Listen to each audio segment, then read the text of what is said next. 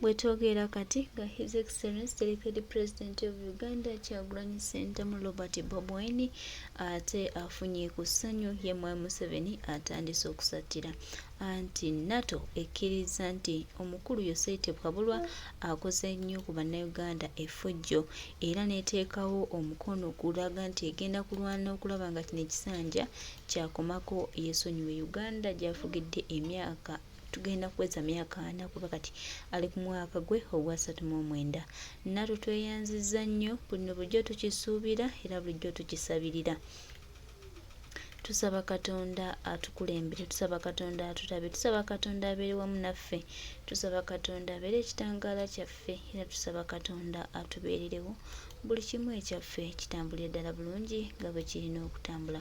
Ate era tweyanzizza nnyo okubanga mutadde ettaffaali omukono ogw'enjawulo, omukono ogw'amaanyi ku nkyukakyuka y'eggwanga lyaffe gye tuyaayaanira ebbanga lyonna. Tulina okukkiriza Katonda ali wamu naffe era nga tukutte okulaba nga tukola buli kimu kye tulina okukola nga bannayuganda abayaayaana oba abaagala enkyukakyuka. Tulina okukkiriza nti tukola buli kimu ekisoboka tutambuze Uganda yaffe, Uganda etambule, bannayuganda bafune essanyu ate era naffe tubeere ab'enjawulo. Tulina okukkiriza nti bwe tutambula bwe tuti n'ekigendererwa kimu tujja tutuusa eggwanga lyaffe lirina okulaga. Era tusuubira nti ku lwa Katonda n'ensi yaffe ng'ali wamu naffe ng'atambudde naffe tewakitagenda ttambula kugenda mu maaso. Mwena bannayuganda tuyimukiremu tubeere ekyokuddamu, tubeere ekyenjawulo era tukole buli kimu ng'abaagala okulaba ng'eggwanga lyaffe litambula ate nga ligenda mu maaso. Tulina okukkiriza nti Mukama ng'ali wamu naffe era ng'atukulembedde tujja kubeera ab'enjawulo era eggwanga lyaffe lijja kutambulira ddala. Twongere okwekuuma, twongere okubeera wamu naffe, twongere okutambula wamu naffe, tutambuze obulamu nga bannansi. Be proud of that. Kubanga mwe mwali mulina okukisobola. Katonda ate tunamwebazanga birungi byokka. Bayibuli Yobu bw'atyo bw'agamba. So mubeere b'amaanyi mu Mukama waffe ne mu buyinza obw'amaanyi ge. Records zonna zikuŋŋaanyizibwa wanudde mujja kufuna obwenkanya ate era tubasabira temujja kufa, mujja kuba balamu mu linnya lya Yesu, mulye ku bibala by'entuuyo zammwe n'amaziga ge mwakaaba Mukama agataaninge okubeera essanyu. Gwe omwami tukusabira, abasawo kabakole ogwabwe, naye tujja kusabira Katonda eyayamba Ibulayimu. Bayibuli egamba Ibulayimu yali yafa olubuto ne system ne Saara nga yafa olubuto, naye olunaku lwakya yagenda okuwulira obulamu munda mu ye era ne bazaala n'omwana Isaaka. Omwana wammwe mujja muzzaako abaana ab'entumbwe zammwe mu linnya lya Yesu. Tukkiriza Katonda twayingidde dda mu kusaba n'okukkiriza Mukama ajja bayisaawo. Temuggwaamu maanyi, si y'enkomerero, Mukama ajja bakola bulungi. Yesu yafa, yajoogebwa n'abetentebwa, ekyo kye bayita okubetentebwa. Y'ensonga lwaki Yesu ebimu tebyawandiikibwa. Kyova olaba abakola ekifaananyi eky'okumusalaba baamusibako wanaakagoye. Kigambibwa mu history yateekebwa ku jjinja ne bakwata ejjinja nga wansi waliwo ejjinja ne bamubetenta, era Bayibuli ekyogera bwetyo nti yabetentebwa ku lwaffe. Naye ye hero. Bayibuli egamba atudde ku mukono ogwa ddyo ogwa Katonda Kitaffe. So newankubadde nga wabetentebwa mwami gwe, naye Mukama akyasobola okukuzzaawo. Alina spare muyitirivu nnyo mu ggulu. Mukama ajja kuwa spare. Katonda nga bw'ali omulamu ojja kutereera. So nabagamba sijja kyogerako paka nga nfunye consent okuva wensobola okufuna. Ate ebyo byenjogeddeko bye bitono kubanga bali nabo mbala ebirowoozo bye balimu n'obulamu bwe bayitamu obutasobola kubakosa biwundu. But time heals one day. Ekiwundu ekyo kijja kuva ku mitima gyammwe mu linnya lya Yesu tubasabidde. Amiina. Mubeere b'amaanyi, muli bahiro ate n'ensi yammwe mugisasulidde omusaayi. Omusaayi gwammwe saddaaka eri Uganda. Mwebale nnyo, mwebalire ddala.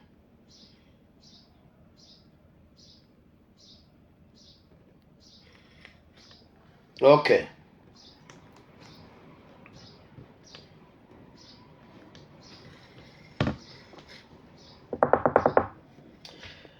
olunaku luli open sigenda kubawa mulamwa kubanga diversion zibadde nnyingi ebintu bibadde bingi. Enamba yaffe ya bulijjo +97433939639 nange kansirikeko kubanga sinzaali obulungi ennyo oteese byagala okuteesa nange wennywa wano ku kipooli.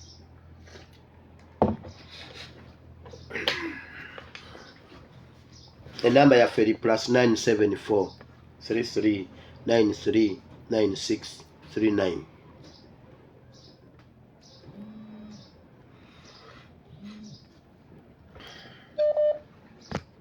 Hello Pastor, lyote mukwano wewe walikuweereza. Kyagulanyi gwe asoose ssebo sentamu. Kubange meme wesula bagera. Esimu gyekeera. Kakati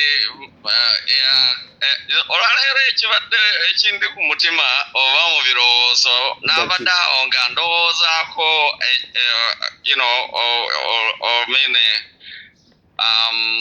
olutalo kanduyita olutalo olwajjawo Moi mu Kenya kubanga Daniel Arap Moi naye yali nga agaanidde mu ntebe naye abantu basalawo yakola byonna ono naye byali kukola okubasiba Paul Muite baani abo bonna naye ekikulu balemerako nga bamutaddeko pressure naye kati ndowooza kyembadde nsaba abalinaako omukisa ogw'akasindaalo twekolemu omulimo tuteeke bano abantu ku pressure nga waliwo at least buli wiiki oba buli nnaku bbiri ku wiiki nga waliwo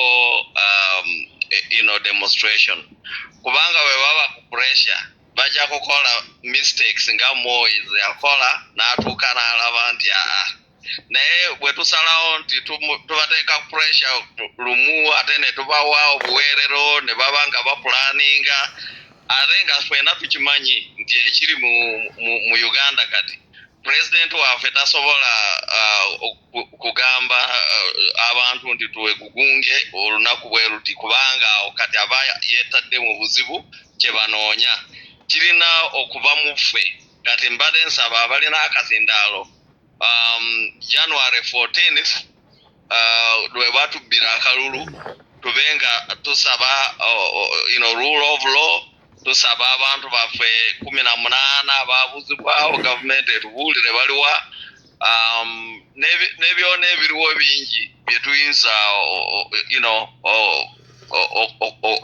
okwesibako oba okukikaatiriza nga tunoonya obwenkanya kubanga abantu bano kyendabye buli lwe tusirikamuuko bo bafuna obuweerero ne batandika okupulaninga tulina okuzzaayo okubateekako pressure ebeere ku ludda lwabwe kyembadde nsaba olwaleero kandeke abalala nabo bateesemuuko. Tweyanziza ssebo tweyanze ebisebo. Amen. Ebalire ddala. Dakiika bbiri obudde bugenze. Dakiika bbiri.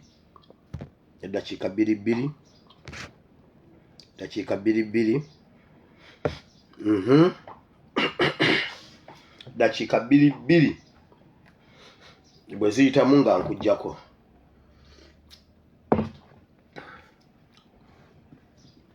Ku +97433939639.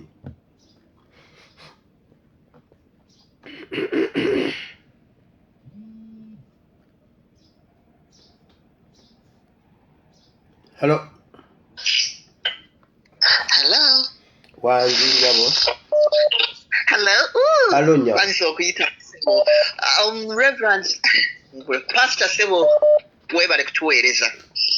Amina nnyabo. Gwe gusoose okuyitamu? Yes. Nkwongedde dakiika emu. Kwongedde dakiika. Yes. Dakiika 2 kakati sebo nze mbadde nina kibuuzo bubuuzo waliwo tuyinza okucontributinga kafandi asinga abantu baffe babaako obuzibu we bayinza okufuna obuyambi amangu omanyiwo kafandi akaliwo kali ku kitebe wa president waffe oba kalyawo ogenda wa Honorable Lewis Luwongoya akuwa ennamba eyo eya welfare. Bw'oba tolina nnamba ya Lewis ya Honorable Lewis ojja kunkoonako njikuwe. Kale sebo webale nnyo mukama abeere naawe webale kutuweereza. Amina nnyo. Hello. Kendeza nange nnyabo kulamusiza nnyabo. Tweyanziza okutuweereza. Amina mukwano. Tukusaasira ebikuluma ebikutawaanya nga biva ku nfuufu y'eddungu tusaba Mukama Katonda abataasa eddungu. Amina mukwano. Abazza okwabwe ng'ensi eteredde. Amannya agange nze Ajati Mariam Moshimoshi. Si ye gwe babba. Yenze era nzize kwebaza ssebo. Ntuusa okwebaza kwange okusima kwange okuva gy'oli nga neebaza nsaba Allah Jalla waala akusasule musera.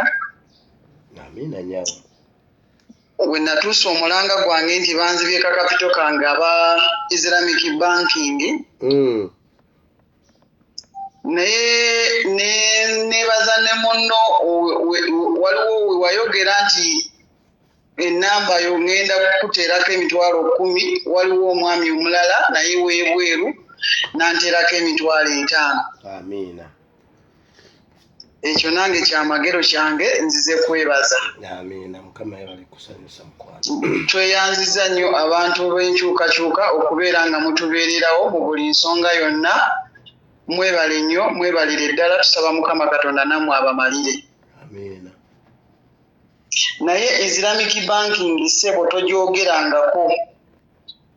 Si ye yakubba abo bayaaye.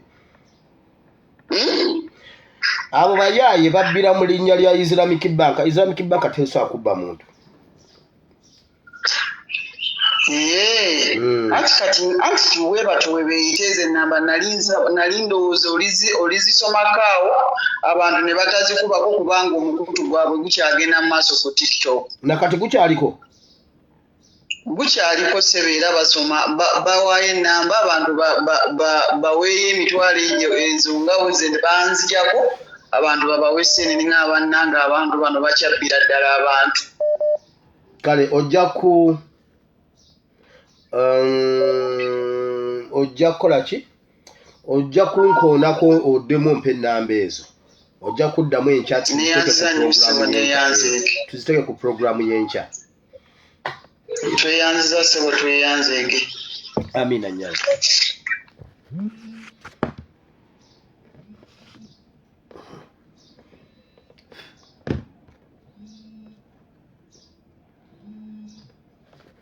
Kasita agambye Hajati Moshi ne mujjukira. Hello. Pastor. Wangi nyawo. Pastor webale kutuweereza ssebo. Amina mukwano. Nze nsinzidde wano Saudi America genda maaso. Pastor nze bannage ekisinga okunnuma okulaba nga ennaku zino obudde bwe tulimu ng'abantu bakaayanira ebifo eby'obukulembeze.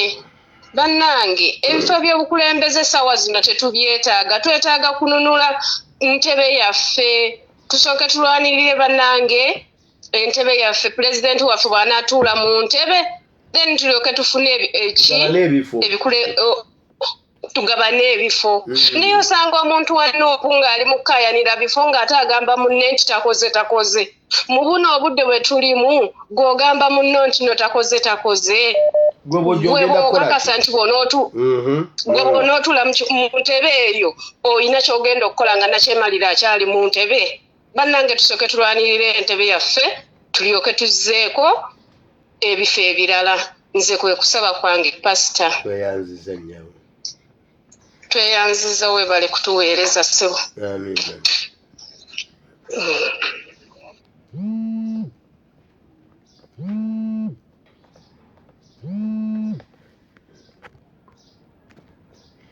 Hello. Omusomba bulungi. Wanji nyabo. Ebale kuweereza. Kale nyabo. Kabawuliriza mbatumidde. Nabo bakutumidde nyabo. Nkubidde bano ekyegeegwa. Kyegeegwa mutuwuliriza, kyegeegwa matiri bikoze bitya? Kyenjojo. Kyegeegwa matiri awo. Gera maaso. Kati kanjogereko ku lw'ewaka. Njagala kuyisa wakalango kano kagende ku bantu b'ewaffe wano. Abantu ba Kyegeegwa mbalamukize. Naye twe tukulamukize. Bayirewe ate ensonga enkulu eyingwenda kubalabizaako.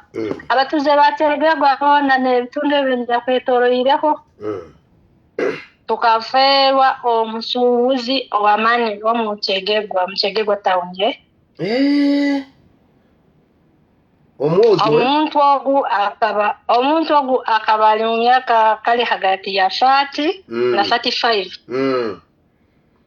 Accident. Omuntu ogu akaba akafa accident. Owedduuka. Akaba n'asuubula. Yes. Omuvubuka oyo olabika omutegedde. I got the information by the way. Kati omuvubuka oyo yali musuubuzi ng'asuubula ebintu bya cakala naye ng'alinaho obuseerwa w'Ekyegeegwa ng'erimu buli kintu. Kirabika oli mu gurupu yo waliwo eyamumpa bambi naye obudde. Omuntu oyo bamuyita Gilbert, abamu bamuyita Alaali kuba kale buli omu ekimwanguyira, abalala bamuyita Gilbert, abalala bamuyita Alaali. Nuwogwe. Alaali akaba n'asuubula ebintu ebimu kale like ebirime. In different districts, the neighbors and the rest kale yafunaga deal n'asuubulayo. But one evening, hakaija abantu abarukweyeta babesti, mbu babesti. Bamugamba, ngu ibo baine ebintu byabo ebibarukwenda abatware Mbarara. Abantu abo bakaba bali basajja babiri. Ondi musajja mukuru, ondi muto kale mu myaka nke ya Gilbert ekyo. Bagamba Gilbert abatwale Mbarara kuruga mu district ya Ibanda. Gilbert bakamuyiha mu Kyegeegwa in the evening, bamutwala okunambere bali bapangire emali yabo bakaba ne batwala Mbarara. Bakamuyita. Hati obwire huwa kale nk'oku batugambire information yitwafunire abamu bagamba ngo obuzakire saha 11 ezanyenza kara. Bali baine kusimbura kurugaho nambere baraire mu district ya Ibanda bagende Mbarara. So bali genda kuika Mbarara in the early morning saha emwe mutweka. Hati basimbuye kale kuruga nambere baraire oli akagamba bakavugaho like 200 meters. Motoka yamulemera mukona Gilbert ngo akaba navuga akabikalire n'abantu babiri munda mu maiso ga motoka. Motoka ngo yagwa yamulemera mukona ngo yagiya munaga. Baitu abantu babiri aba bayerekalire nabo umusumba hatabeho umuntu yacwekere hakagaro yadde akakowekowe. Bo bavamu nga balamu bulungi emotoka nevambu yagwa nebetentuke omutwe gwonna mulimu bali batudde gwonna ne gusaanawo. Bali ababiri tewali yadde yamogoka erinnyo yadde ki. Kati yali driver yoyo Gilbert omusuubuzi omukukunavu mu kibuga Kyegeegwa. Bangamba nti n'omukazi we Munyarwanda. Tinuko? Naba kunoonyereza waawo nze kasooka enjogere kujje omukyala sinaba mufuna bulungi. Kaakati emmotoka bwe yagwa bali ababiri baavamu nga tebalina yadde akazibu n'akamu yadde nti alumiriziddwa nti oba omutwe gumuluma oba awulira obulumi mu mugongo ekyo tebaakifuna naye eyali avuga ye mbwe emmotoka n'emukuba mbu n'emumenya enda n'emukutulamu olubuto ebyenda n'ebiyuba n'emumenya amagulu n'afiira mu mmotoka. I'm looking for those photos but kati omuntu eyafiira mu kabenje k'emmotoka nga yonna yasaanyeewo omutwe pasita